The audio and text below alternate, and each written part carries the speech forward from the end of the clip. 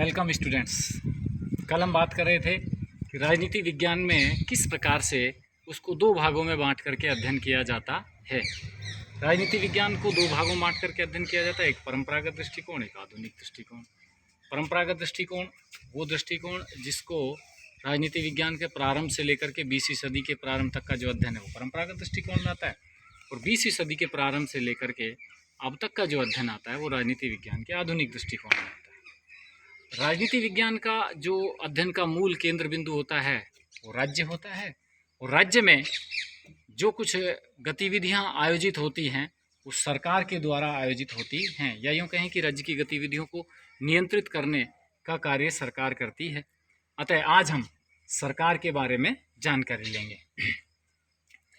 सरकार सही मायने में एक राज्य के जो नागरिक होते हैं उनकी अपेक्षाओं को पूरा करने का कार्य करती है।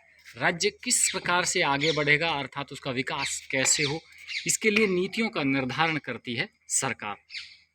अगर हम सरकार के अर्थ की बात करें तो शब्दों के रूप में इसका अर्थ इस प्रकार से देंगे कि राज्य रूपी अमूर्त संस्था को मूर्त रूप प्रदान करने वाला निकाय सरकार कहलाती है।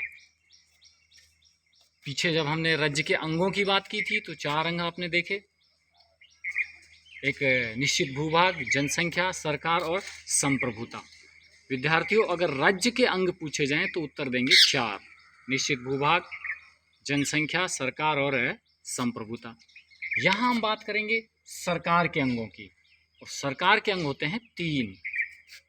यहाँ निश्चित रूप से आपको थोड़ा सा सस्पेंस होगा।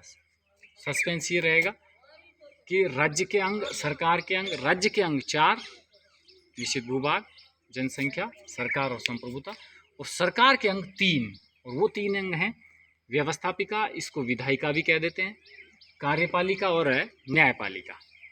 अब सरकार के अंगों की बात करें तो 3: व्यवस्थापिका, कार्यपालिका और न्यायपालिका। सबसे पहले हम व्यवस्थापिका की बात करते हैं। व्यवस्थापिका सरकार का वह अंग होता है जिसका मुख्य कार्य कानूनों का निर्माण करना होता है। ध्यान रखना, मुख्य कार्य, ऐसा नहीं है कि केवल एक ही कार्य करती है कानून बनाने का। व्यवस्थापिका अन्य कार्य भी करती है, लेकिन जिसका प्रमुख कार्य कानूनों का निर्माण करना होता है वह अंग व्यवस्थापिका कहलाता है। इसको सरकार का प्रथम अंग भी कह देते हैं। भारत में 2 प्रकार की व्यवस्थापिकाओं की व्यवस्था भारत के संविधान में की गई है। एक केंद्रीय व्यवस्थापिका, अर्थात जो पूरे देश के लिए कानून निर्माण का कार्य करती है, उसको संसद कहते हैं। और एक इकाइयों अर्थात प्रांतों, या जिसको हम बोलचाल की भाषा में, राजनीति विज्ञान की भाषा में नहीं, बोलचाल की भाषा में राज्य कह देते हैं, उनकी व्यवस्थापिका, जो अपने प्रांतों के लिए कानूनों का निर्माण करती है, और उसे विधान मंडल कहा जाता है। इस तरीके से देखा जाए तो भारत में 2 प्रकार की व्यवस्थापिकाओं का उल्लेख हो गया है, एक केंद्रीय स्तर पर और एक इकाइयों के स्तर पर। केंद्रीय स्तर पर जो व्यवस्थापिका है वो संसद, और इकाइयों के स्तर पर जो व्यवस्थापिका है उसका नाम दिया गया है विधानमंडल। इसके बाद भारत के संविधान के अनुच्छेद 79 में ये स्पष्ट उल्लेखित किया गया है कि भारत की केंद्रीय विधायिका का नाम संसद होगा। इससे संबंधित जो अनुच्छेद है वो अनुच्छेद 79, ये आपको याद ही रखना पड़ेगा कि भारत की संसद का उल्लेख है अनुच्छेद 79 में है।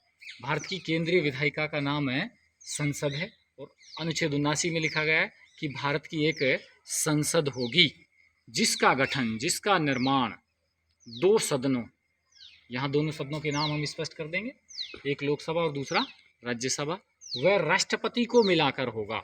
इस तरीके से देखा जाए तो अब यहाँ भारत की संसद के भी 3 अंग हो गए हैं। अगर प्रश्न पूछा जाए कि संसद के अंग कितने हैं संसद के, तो वो उत्तर आएगा 3, और ये अंग हैं राष्ट्रपति, लोकसभा और राज्यसभा। थोड़ा सा कन्फ्यूजन रहेगा, एक बार फिर याद दिला दूं। राज्य के अंग 4: निश्चित भूभाग, जनसंख्या, सरकार और संप्रभुता। सरकार के अंग 3: व्यवस्थापिका, कार्यपालिका और न्यायपालिका। व्यवस्थापिका जो भारत की केंद्रीय व्यवस्थापिका है उसके भी 3 अंग हैं, राष्ट्रपति, लोकसभा, राज्यसभा। यहाँ अगर एक अलग से प्रश्न पूछा जाए कि भारत की संसद के सदन कितने हैं, तो सदन लिखेंगे हम 2, एक लोकसभा और एक राज्यसभा।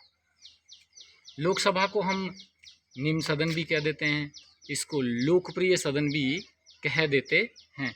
राज्यसभा को उच्च सदन कहा जाता है, ये स्थायी सदन भी होता है, ये वरिष्ठ सदन भी कहलाता है।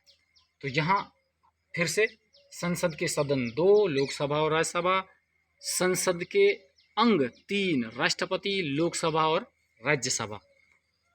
आज के लिए विद्यार्थियों इतना ही। कल हम लोकसभा के बारे में चर्चा करेंगे और बोर्ड पे आज की जो हमने बातें बताई हैं उनका सारांश है, आप अपनी नोटबुक में नोट करेंगे। धन्यवाद।